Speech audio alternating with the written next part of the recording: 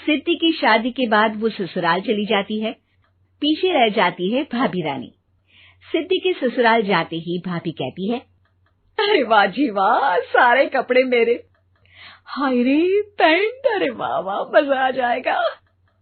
अरे ये सिद्धि की अलमारी के सामने खड़े होकर क्या बड़बड़ा रही है? जाकर देख मेहमानों को विदाई की मिठाई मिली कि नहीं। अब हाँ माँ जी, क्यों नहीं, लेकिन पहले कपड़े तो बदल लूं। अब रानी आ जाती है सिद्धि के उन कपड़ों में जो वो ससुराल जाने से पहले घर छोड़ जाती है। अरे रानी, कुछ दिन रुक जाती। अरे ये तो सिद्धि बिटिया को मैंने ही दिया था, बड़ा ही फबता था उस पर, तुझ पर तो कुछ खास नहीं लग रहा। अब वो ना मेरे सारे कपड़े गीले थे तो सोचा पहन लूं। वैसे भी सिद्धि को कौन सा भी पुराने आउटडेटेड कपड़ों को पहनना है। वैसे भी ये सूट तो मैंने तभी पहना था, वैसे खास है भी नहीं ये। हाँ ठीक है, लेकिन ना मेरी सिद्धि पर तो जमता था। सारे मेहमान चले जाते हैं और सिद्धि ससुराल से मायके पहली बार आती है। अपना घर, अपना कमरा, अपनी अलमारी। ये बोलकर जैसे ही सिद्धि अलमारी खोलती है तो सामने उसके कपड़ों की जगह कुछ और ही रखा होता है। माँ, जरा कमरे में तो आना। सास और रानी वहां पहुंच जाते हैं। रानी ने पहनी होती है सिद्धि की जींस और टी शर्ट। अरे भाभी, ये क्या? ये तो मेरी बड़ी ही महंगी टी शर्ट है, इसे आपने घर में क्यों पहनी है? अरे बहुत मिलती है दीदी ये चौक की मार्केट में, 150 में। ओ भाभी प्लीज, ये एरोपोस्टल है, 2000 की एक टी शर्ट। ओहो, 2000 में तो दीदी 4 साड़ी आ जाए। अब क्या बोलूं? भाभी, ये मेरी अलमारी में छोटू के कपड़े, तो मेरे कपड़े कहाँ हैं? मेरी अलमारी में? अब दीदी आपको कौन से पुराने कपड़े पहनने थे? माना भाभी, लेकिन मैं जब घर आती तो यही सब पहनती ना। अरे तुम तो बड़ी कंजूस हो दीदी। खैर, वक्त आता है जब सिद्धि ससुराल के लिए रवाना हो रही होती है।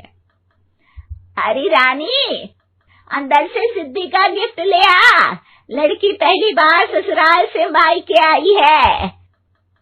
रानी अंदर जाती है और एक सिंपल सी साड़ी लेकर बाहर आ जाती है। ये लीजिए माँ जी। सास बेटी को गिफ्ट देकर ससुराल भेजती है। अगले दिन रानी एक सुंदर सी साड़ी पहनकर सामने आती है। अरे रानी, ये तो वो साड़ी है जो मैंने सिद्धि को देने के लिए दी थी जब वो ससुराल ले जाती, लेकिन ये तूने कैसे पहन ली? अरे माँ जी, ये साड़ी तो मुझे बहुत पहले से ही पसंद थी, लेकिन चिंता ना करिए, मैंने सिद्धि के लिए भी अच्छी सी साड़ी दी है। हाँ। तभी सिद्धि का फोन आता है। क्या माँ, कुछ अच्छा तो दिया होता ससुराल ले जाने के लिए। अरे पहले दिखा दिया होता। ये चमकते हुए पैकेट में नौकरानी वाली साड़ी मत दिया करो माँ। अरे बेटे, वो तेरी भाभी ने ना गलती से उससे पैकेट बदल गया। हाँ, मैं कल ही तेरे भाई के हाथ से तेरा वाला पैकेट भेज दूंगी। अरे रहने दो माँ, आई एम श्योर भाभी ने अभी वही साड़ी पहनी होगी जो तुमने मेरे लिए रखी थी। तुम तो समझ नहीं पाई उनको। खैर छोड़ो, मैं ज्यादा बोलती अच्छी नहीं लगती, रहने दो, आपको उन्हीं के साथ रहना है, फिर बात करेंगे।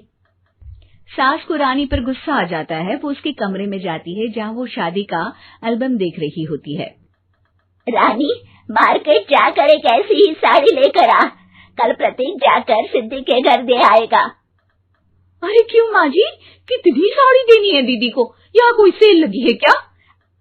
अरे चुप कर, मेरे बेटी के हिस्से की साड़ी खुद पहन ली, अब ज्यादा ज्ञान बांट रही है। एक दिन सिद्धि का फोन आता है। माँ, मेरी सास ने आप सबको खाने पर बुलाया है। सारे लोग सिद्धि के ससुराल पहुंचते हैं। खाना खाकर वो लोग निकल रहे होते हैं कि सिद्धि की सास सभी को गिफ्ट देती है।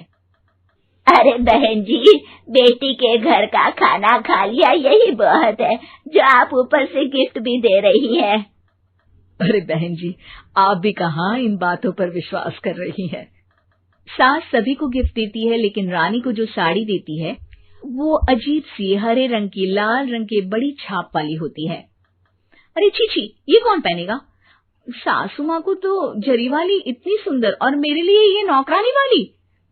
अरे भाभी, दरअसल मैं जब भी घर आती थी आप वापसी में ऐसी ही साड़ी देती थी ना, तो माँ ने सोचा कि आपको आपकी पसंद की ही साड़ी क्यों ना दी जाए।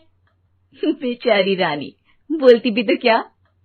सिद्धि और सास रानी का चेहरा देखकर हंसने लगती है, तो रानी समझ जाती है कि अपने ही बिछाए जाल में वो फंस चुकी है।